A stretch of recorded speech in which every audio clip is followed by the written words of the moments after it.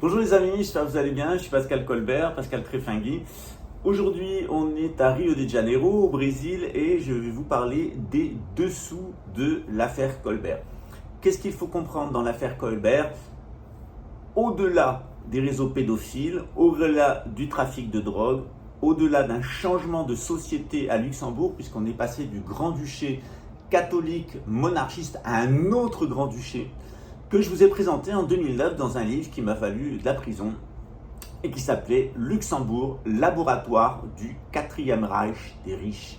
Dans ce livre, qu'est-ce que je vous explique? Je vous explique que depuis la fin du Moyen-Âge, en particulier depuis 1306, 1307, 1308 en France, on a la montée de ce qu'on appelle la contre-initiation. On a l'initiation et on a la contre-initiation. Cette contre-initiation, à l'heure actuelle, elle a surtout une forme franc-maçonnique. Ce n'était pas le cas au Moyen-Âge. La franc-maçonnerie, la maçonnerie faisait partie de l'initiation du métier et on y apprenait à profiter de la vitalité terrestre et du travail des étoiles au cours de l'année afin d'amener la vie. Ce mécanisme, il s'est inversé à la fin du Moyen-Âge, est apparu les premières tendances sataniques, contre-initiatiques, et notamment avec une affaire terrible qui est l'affaire de Gilles de Rais. C'est un seigneur de la noblesse qui passe dans la noblesse noire, qui fait beaucoup d'argent et qui va se mettre à abuser sexuellement des enfants et à faire de la magie noire avec ses cadavres d'enfants jusqu'à les dévorer. L'affaire de Gilles de Rais, elle a donné lieu à un roman, le roman qui s'appelle Robert le Diable, où on raconte de façon romancée ce drame de la fin du Moyen-Âge. Eh bien c'est pareil, c'est la même chose qui s'est passé à Luxembourg, ce drame de la perversion, ce drame du renversement et ce drame de la contre-initiation.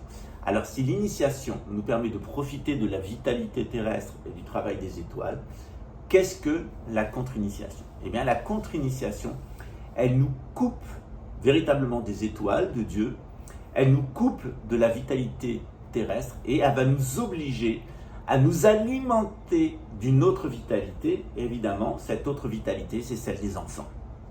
Les enfants sont abusés sexuellement afin d'en ressentir une espèce d'orgasme, une espèce de transe.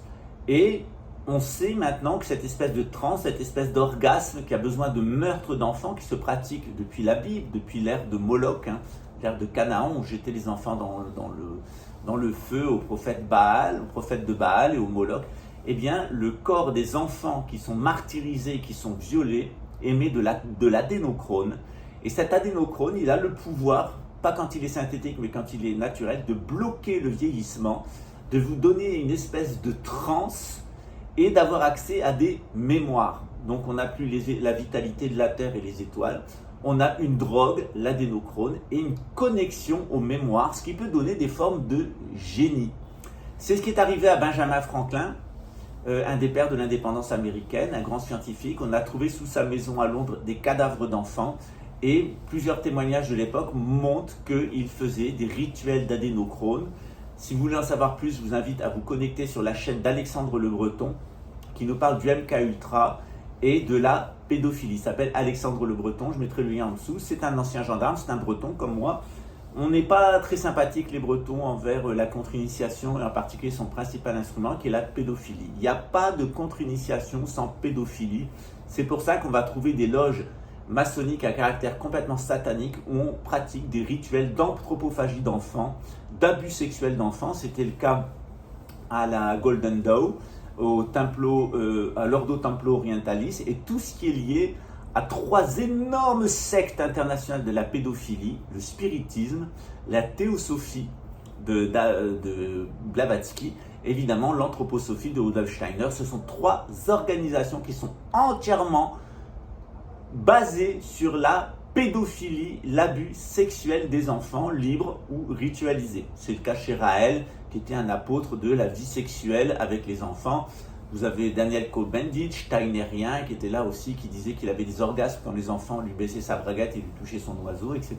C'est cette ordure qui vous dirige, et c'est cette ordure qui dirige Luxembourg, en particulier au sein du renseignement de la sécurité intérieure. La personne qui a commandité Camille Colbert, c'est quelqu'un qui a une haine absolue contre les Juifs, une haine absolue contre la véritable franc-maçonnerie, qui a une haine absolue contre l'islam, qui a une haine absolue contre les homosexuels. Pourquoi cette espèce de psychopathe qui a une enfant mongolienne et qui l'a violée pendant des années a acquis un tel pouvoir à Luxembourg? C'est parce que c'est lui qui a impliqué toute l'élite politique luxembourgeoise et économique dans des activités pédophiles, avec en articulation derrière le trafic de drogue, l'argent de la Clearstream, etc. C'est un monstrueux dossier que le dossier de Camille Colbert. C'est aussi le dossier de la contre-initiation satanique et de l'émergence d'une anti-civilisation.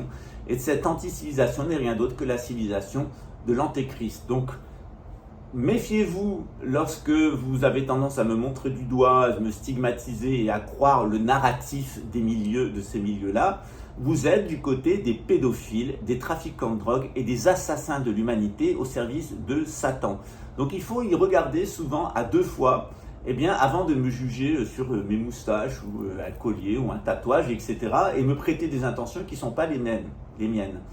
J'appartiens à une des plus vieilles familles aristocratiques de France. J'appartiens à une famille qui a toujours eu un comportement moral exemplaire. Mon père a dénoncé des scandales au sein de l'armée française, mon grand-père au sein de la magistrature française, mon arrière-grand-père au sein de l'industrie française, en particulier de l'industrie laitière et de l'industrie du tissage, notamment les conditions de vie des ouvriers et les grands dangers de l'utilisation du pétrole. Je viens d'une famille qui a toujours été fidèle à l'initiation, à la religion, quel que soit notre mode de vie, quelle que soit aussi notre sexualité. Moi, je suis homosexuel, je n'ai jamais caché. Et on a face à nous la raclure des raclures, la crevure des crevures. À Luxembourg, il y a une infiltration véritablement satanique à l'intérieur des institutions. Et cette infiltration satanique était avec particulièrement comme pivot ce type qui vient de tomber, c'est-à-dire le père d'une enfant mongolienne qui l'a droguée et violée pendant des années pour avoir ces espèces de transes hallucinatoires qu'ils ont tous. Regardez que ce soit le procureur de Luxembourg, regardez que ce soit l'avocat de Julien Colbert, etc. Regardez les policiers, regardez dans quel état psychique ils sont. Et si vous pensez à réseau de corruption ou au Prosper Klein, si vous pensez à réseau de corruption, trafic de drogue, pédophilie et ces espèces de trans sataniques qu'ils ont, vous allez comprendre pourquoi ces personnages ont eu autant d'acharnement contre moi, malgré les évidences, c'est-à-dire que j'étais parfaitement innocent. Tout indiquait Julien Colbert comme commanditaire, tout indiquait Tomasz Gadzinski comme assassin et le nouveau petit ami de Camille comme complice. Tout ça s'est complètement passé à la poubelle. C'était une espèce de transe satanique, hystérique, gogoltique de cette bande de nazis, de tarés, de psychopathes. Donc vous avez une brochette absolument remarquable dans cette émission de ce qu'on appelle la pédocratie à la luxembourgeoise. Pendant combien de temps vous allez continuer à gober les mensonges et être gouverné par ce réseau pédophile qui est dans le cœur des télévisions? À Luxembourg, vous avez vu tout ce que RTL a raconté sur moi pendant 4 ans.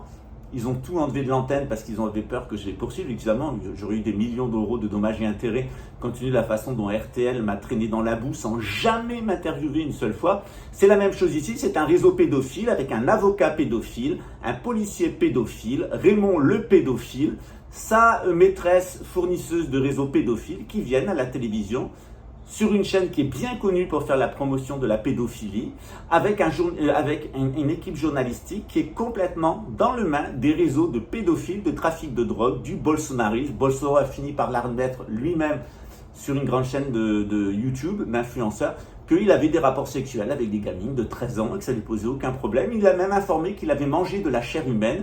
Et dans les jours qui ont suivi, d'autres personnes, et moi-même j'ai relayé l'information, avons montré une vidéo où il levait le bras avec le salut nazi en chantant dans une loge maçonnique un hymne à Lucifer. Si vous n'avez toujours pas compris ce qu'il y a derrière l'extrême droite et ce qu'il y a derrière ces gens qui voudraient nous amener vers un nouvel ordre mondial, c'est le nouvel ordre mondial de Satan et c'est ce réseau qui s'est attaqué à moi à Luxembourg et à Camille parce qu'on est de bons catholiques, parce qu'on est franc-maçon, Camille ne l'était pas, moi je le suis, parce qu'on était tous les deux homosexuels, et parce qu'on avait tous les deux d'excellentes relations avec l'islam et aussi avec notre famille royale, parce que ces policiers veulent faire tomber, c'est particulièrement la famille grand-ducale, parce qu'elle incarne pour eux une famille de la noblesse européenne, où il n'y a pas de scandale, à aucun niveau, où on a des bons enfants, on a une bonne famille, des enfants qui étudient bien, qui sont des personnes convenables et morales.